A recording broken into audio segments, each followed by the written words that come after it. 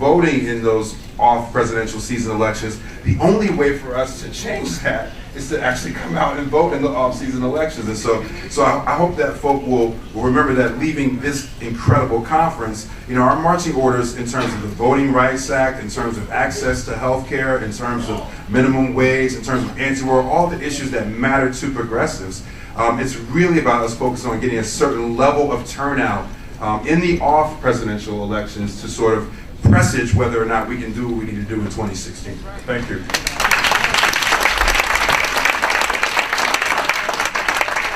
I'm going to go to the questions from the audience in just a minute. I wanted to do this to make sure that the people understand what happened in 2008, 2012. I had a chance to be one of the advisors to the president and traveled around the country.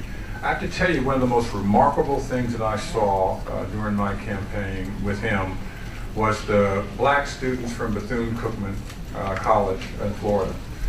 They came out, they marched, they went to vote, and the other thing is that many of you are involved with churches, synagogues, temples.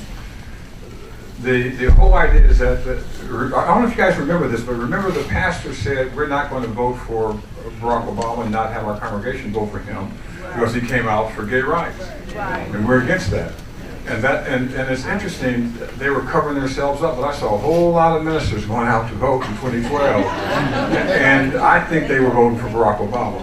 Right? And so it means that we have to talk about youth and talk about religion as well as part of our challenge to figure out what we're going to do about this. We can't stop in 2014, we have to continue to vote like we've done before. And I say that as all, and I know that there are people here who are not all Democrats. Some of you are libertarians, some of you are Republicans, some of you are in other parties, some of you are independents. Whatever you are, we want you to feel at home. But I think you came here for a reason. And the reason is to be informed about what to do in the upcoming elections. And I think you've heard everybody say, vote. Vote. First question. Yes. My name is Damian DeLeon. I live in Richmond, Virginia. I'm originally from Brooklyn, New York. My question is to you, Mr. Ogletree. That's the way they had stated we need to ask a question. I was just wanted to comment on the new program President Obama has, or is trying to start, My Brother's Keeper. Yes. I understand that he's going to be helping younger gentlemen, younger black men get themselves established, take care of things they need to take care of so they can grow up and be strong. In my opinion, I was hoping that you would be able to possibly get the president or maybe, enact something so that you could broaden the program so that it would affect gentlemen like myself. That was the question. So, yes, sir. If you could talk to him, maybe he can broaden the program to so it would accommodate gentlemen of my age. I'm 46 years old. There's 30-year-old men that I know there's a lot of my white brothers and black brothers out there that need the same assistance. You know what I'm saying? I got 5 kids and college students, blah blah blah. But at the same time, we out here fighting and we're really getting beat up. I think it's an excellent question, number one. And number two, I'll be happy to raise that issue with the president. If you want to send me the information, just send me the information and I will do that, number two, because it has to fly. And number three, it's not just that My Brother's Keeper is a great program and a great start. I was just at the White House yesterday talking to the president about this and with some other folks. And the reality is the problem with My Brother's Keeper, from my point of view, this is my point of view, is that it's about black boys. What about black girls? And the whole idea is that you have to talk about the diversity. And I think that's exactly what I'm talking about as well, to make sure that it happens. And the good thing is that I was at the White House yesterday because he was talking about what? Criminal justice issues.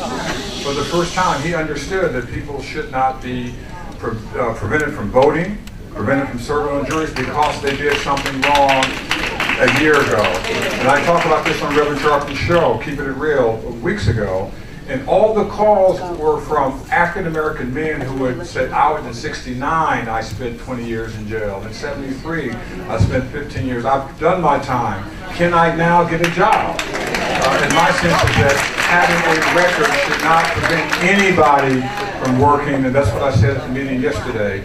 So I'm a single voice, and he hears what I have to say. I'm not sure he's listening to what I have to say, but I'm still going to say it. And I just want to leave here to let him know, Mr. President, I had a great conversation with people from the state of New York, a state that you carried twice, and we hope that the next person, Democrat running for office, will carry it again.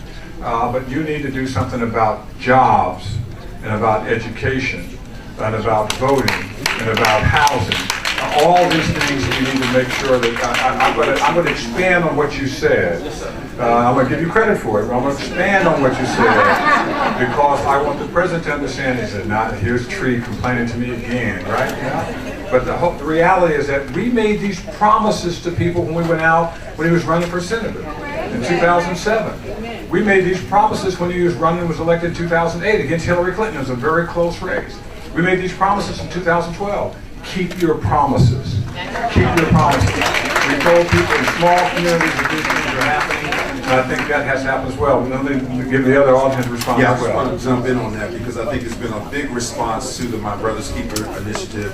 You're right, Professor Ogletree, to point out the fact that we need gender balance in those issues. We need to sort of stretch out in terms of age. But I just want to remind everyone that My Brother's Keeper is an important program. The President's administration is going to leverage philanthropic efforts to help young black and brown boys.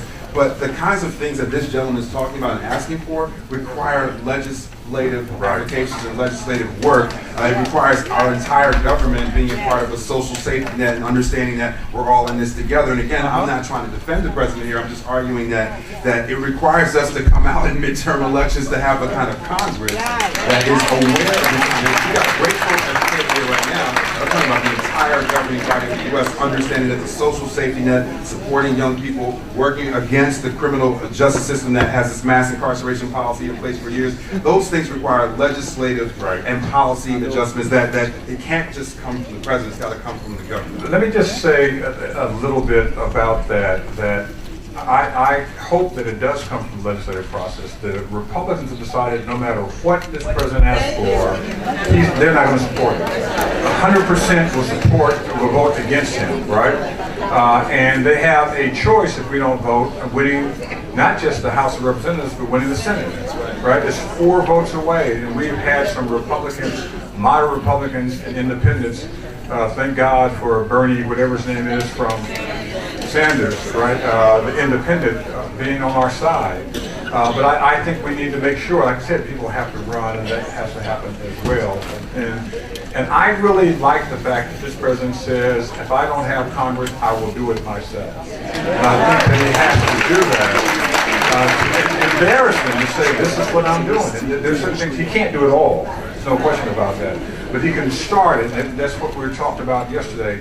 Criminal justice reform, My Brother's Keeper, talking about girls as well. And I think that the unemployment issue is one that faces everybody. We'll talk about that yesterday. We'll make sure that happens. Yes. And I just want to add why this program is so important for us today.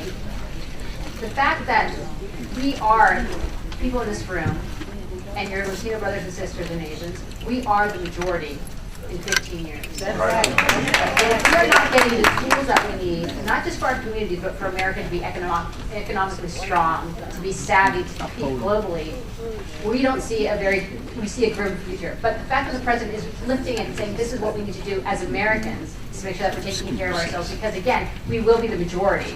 And we don't want to be 25 years from now being holding the bag saying, oh, it was because the brown people took over? No. Now's the time to put those policies in place. And we talked about the midterm elections. It's very important to recognize that for the very first time, millennials are bigger than baby boomers. So it's important that you're organizing amongst yourself and you're voting, but make sure you're talking to your kids and your grandkids. If you want to talk about how we can actually get people registered to vote, talk to your high schools. Make sure that they can do voter registration online, where they can actually register to vote online. There's California, Denver, and Arizona where folks don't need a third party anymore. They can go directly and register to vote. So mobilize yourself at the state level to do so as well. We have 800,000 Latinos turning 18 every single year. Every 4 years, that's 3 congressional districts. We need to make sure that our generation is not only registering, but also at the same time recognizing what's at stake. And it is the future of this country. Let me just say a word that I think that makes all of this come home. be careful. Many of you have met or talked to or heard or got an email from Reverend William Barber from North Carolina, and how successful Barack Obama was in 2008. And so what he wanted to do, he contacted me and I contacted hundreds of people around the country, early voting, right? Early voting. But you know what? Republicans did the same thing. And they won North Carolina in 2012, early voting. Because they said, hey, wait a minute, this is not a Democratic thing, this is not a black thing, this is a voters thing, and we can do the same thing. And when you see 500,000 votes come in when it looks like the president's doing very well, but 500,000 votes come in on election day, those votes are already cast, we have to make sure that we vote early, but don't think that people who have a different agenda aren't doing the same thing. And that's an example of ALEC. And not only knocking you off the ballot, but also getting folks who are conservative to vote for somebody opposing the candidates that you guys are going to support. Let me get to the next question. Good morning. Good morning. My name is Elaine Gubertos. The young man that was just speaking is in his 40s. I'm in my 70s. I've been voting since I was 21. And I really looking for a change as far as the young black man and woman is concerned. Wherever you go in this city, whether it be the government or the city, you don't see very many black Americans working. When you go to these stores, you don't see very many blacks, women and men working. You have all of these stores that don't hire them, and that should be in the election. You can't have a store organization, especially in the hood, where you're not at all hiring the people that live in that hood. But they are the best clientele. You go in these stores and who you see buying? Us. Who you see working? Everybody else. That's my question to everybody. When is that going to change? Thank you. I think oftentimes, and a direct answer to your question, oftentimes I'm going to presume that the folks that you're seeing are, in many of these neighborhoods, undocumented. And they're getting paid lower wages on purpose. So if there's one way that we can make sure that people are going to be able to compete on an open field, is to pass comprehensive immigration reform, so that people can come out of the shadows and employers are forced to pay equal wages. And when you can pay equal wages, then people can compete on open footing. Yeah. Yeah, two things. One, just to put a period on what Maria is saying, we have to understand how certain issues are interacting with each other, and this is why this coalition stuff is really important. It's really important to understand how immigration reform impacts the sort of economics or local economics. But I also believe that in Black and Latino communities, we've got to become much more conscious as consumers. And the reality is, if you can't get a job in a place, you shouldn't be consuming goods in that place. How this will play itself out going forward, the Black community in particular spends beyond its means and spends a tremendous amount of money. By 2015, we'll be worth about $1.2 trillion in spending money. I think that's like the 8th largest nation in the world. And so if we become more conscious about how we consume, I think that gives us a little more political power, especially in local economies. Let me just say a word about this. I had this very same conversation with NAN individuals about a couple months ago, because people were concerned about how, even though African Americans had buku money, they were treated differently at Macy's, at these other stores, right in New York, right in the city, right? And the reality is that you saw people coming out, and it wasn't the New York City police. It was security within those businesses that forgot about African Americans and treated us differently.